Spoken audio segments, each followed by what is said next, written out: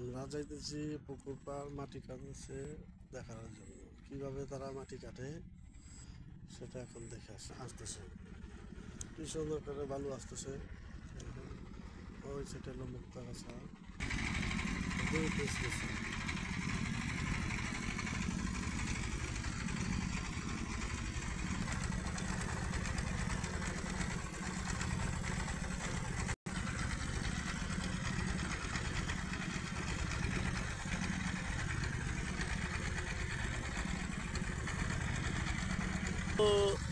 ও যেটা আনার বাইরে বাইরে যে আনার বাইরে আইতেছে, আনার বাইরে পুকুর কাটতেছে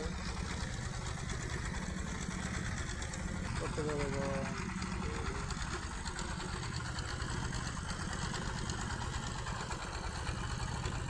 ও যেটা